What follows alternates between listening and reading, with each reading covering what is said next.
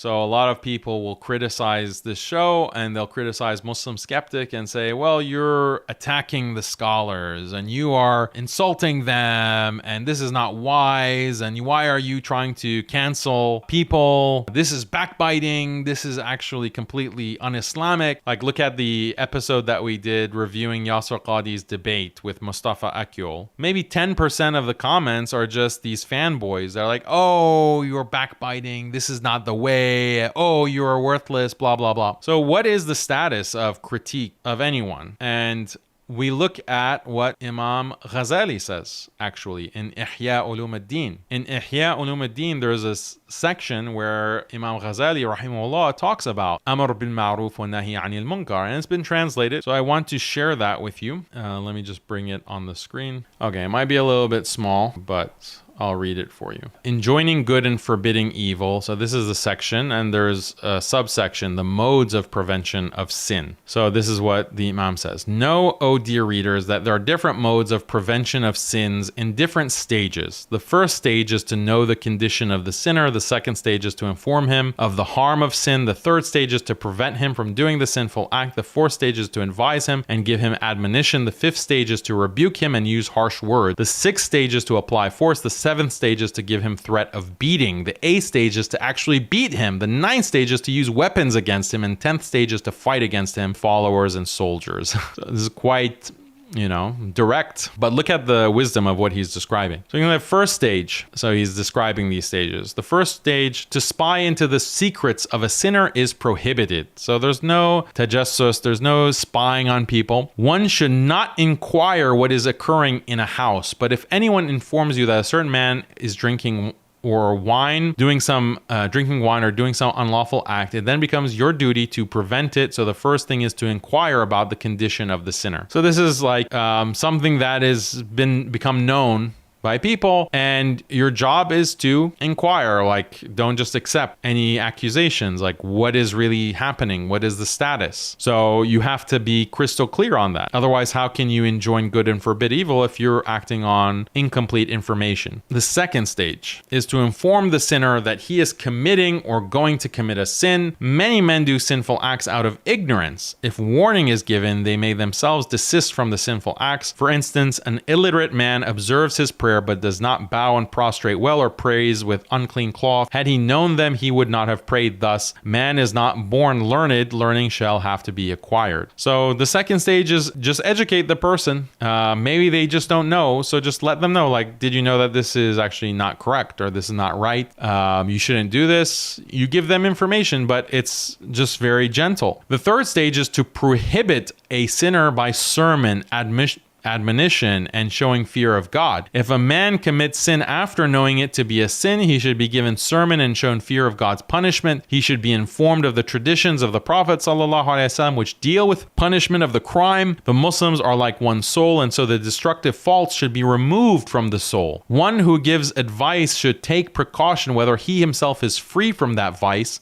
He should then remember what God said to Jesus Christ, O son of Mary, first take advice to yourself. If you obey it, then give advice to the people, or else you will become ashamed of me. Once a man asked the sage Dawood Ta'i about the condition of a person who enjoins good and forbids evil to a ruler or a man in power. He said, I fear whipping by him. The man said, if he can bear it. He said, I fear for himself praise begotten by praise of the people. Anyway, so a lot of important things said in that passage. Let me just go back. So you give admonition. So this is a little bit harsher. There's like this tadarruj, this step by step. First you just inform, but then you admonish. You criticize, you say, you should fear Allah. And the ummah is like one body. If one part of it is in pain or is suffering from some kind of problem like sin, then the whole body is going to suffer. We know this hadith, but it's usually not cited in a way regarding Amr bil Ma'ruf wa Nahi anil Munkar. It's usually cited in a way that, they're suffering, Muslims in Palestine are suffering, Muslims in Kashmir are suffering, therefore we have to do something. That's valid too, to use that hadith. But what about suffering from sin? What about suffering from deviance? If a part of the ummah is suffering in that way, the whole ummah is going to suffer like one body. So we have a duty to purify and That's like the immune system. If there's an infection in one part of the body, the immune system from the whole body will be activated to fight that infection. So let's continue to the fourth stage. The fourth stage is abuse and using harsh words. Okay, so the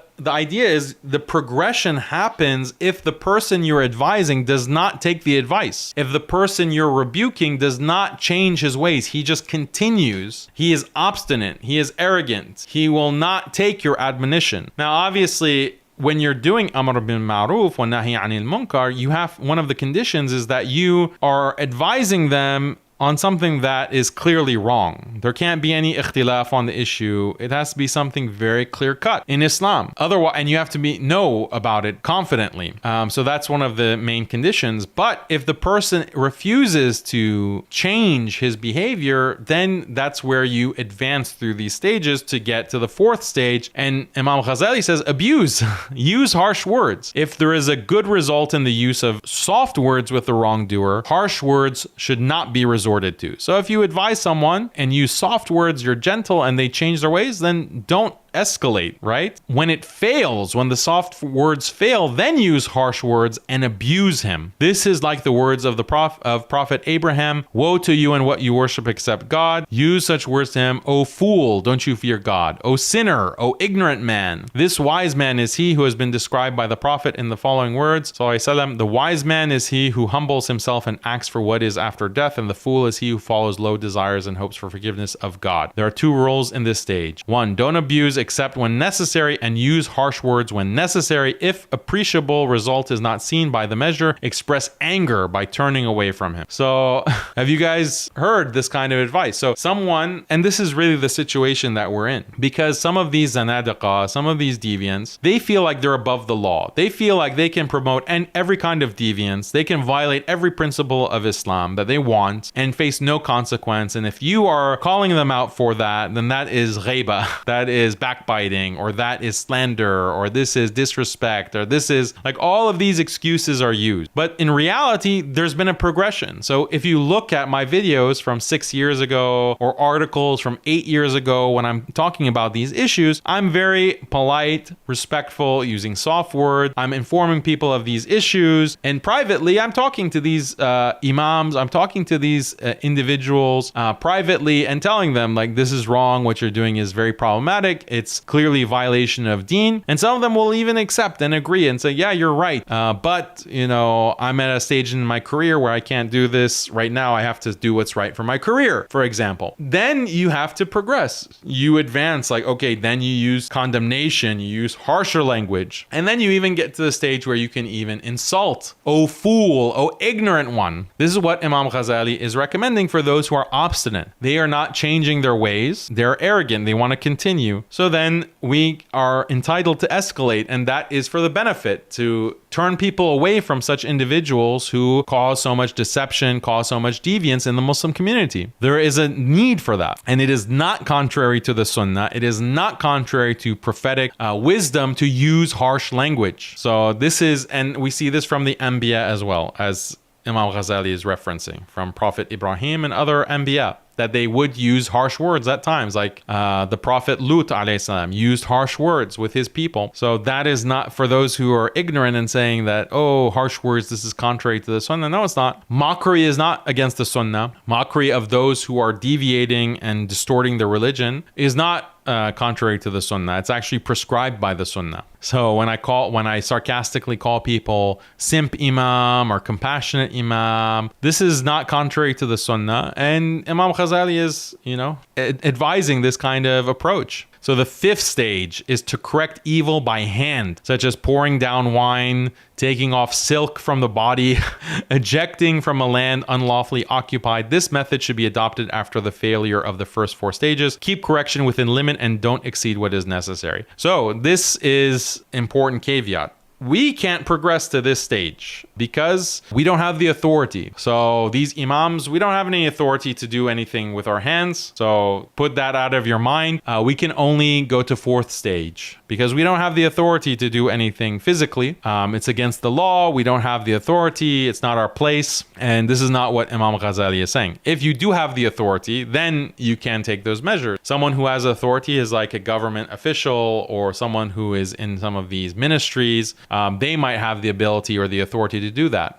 Or there is some limited legal authorities that is given to parents to discipline children, for example, like spanking, or taking away alcohol or whatever, like by hand. But for the rest of us, when it comes to this context of criticizing these imams for their promotion of liberalism and secularism and their attack on Khilafah, etc., we can only use our words. And Imam Ghazali is mentioning this, but we cannot use our hands. We don't have the authority to do so. So just making that very clear. So I know my followers wouldn't be foolish enough to do anything, but I have to just emphasize it because if la qadar Allah, God forbid something does happen, they'll say, oh, Daniel is radicalizing his followers to commit crimes.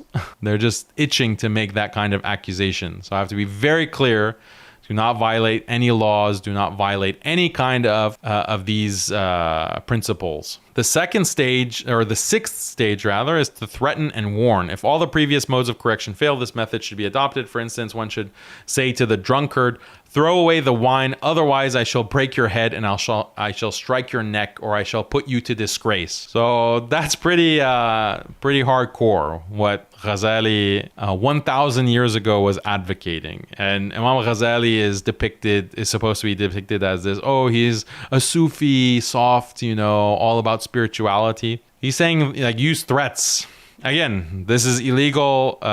If you don't have the authority to do this, do not break the law, do not issue threats. But I'm reading this for educational purposes so that you understand what some of the great imams of our history have actually said regarding Amr bin Ma'ruf. Because you have a long history, unfortunately, in recent history, of these compassionate imams who have distorted Islam and they've made Islam seem like these things are not part of it, which is not true. And they've kind of fed into this, don't judge. You should never even judge people, let alone criticize them, let alone insult them, let alone threaten them.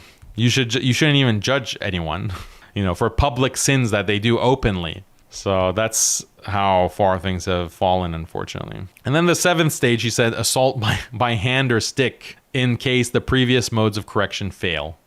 This eighth stage is to fight the followers being armed. So this is eighth stage is like going to war, saying like going to war. Many a time people arms are necessary to ward off evil because many a time wrongdoers with this party remain ready to fight when the two parties meet. Fight begins and it's necessary for pleasure of God and to remove the injuries of sinful actions. If it's allowed for the warriors against the unbelievers, similarly, it's necessary to bring the greatest transgressors under control. So even bringing Muslims, like transgressing Muslims, under control. So again, that's not relevant. We don't have the authority for these kinds of actions, but it's still good to understand what the imams have taught and what they've said about the reality of Amr bin Ma'ruf, Nahi Anil Munkar. Like, what is it? The reality is to bring about good and to ward off evil by any means necessary. And so sometimes that will require physical means and even war. And Islam is very clear about that. And other legal systems are clear about that too. They give the legal authority to executive powers to enforce the law through violence. And if people do not obey, then you escalate. There's escalation. So there's a fine. If you don't pay your fine, there are seizures. If you don't vacate your property when they're trying to seize it, they can imprison you. If you resist, they can kill you. Like, there's escalation, even within the secular legal system. But Islam acknowledges that, and Islam says that this is a part of religion, whereas in the West, it's a part of the secular state.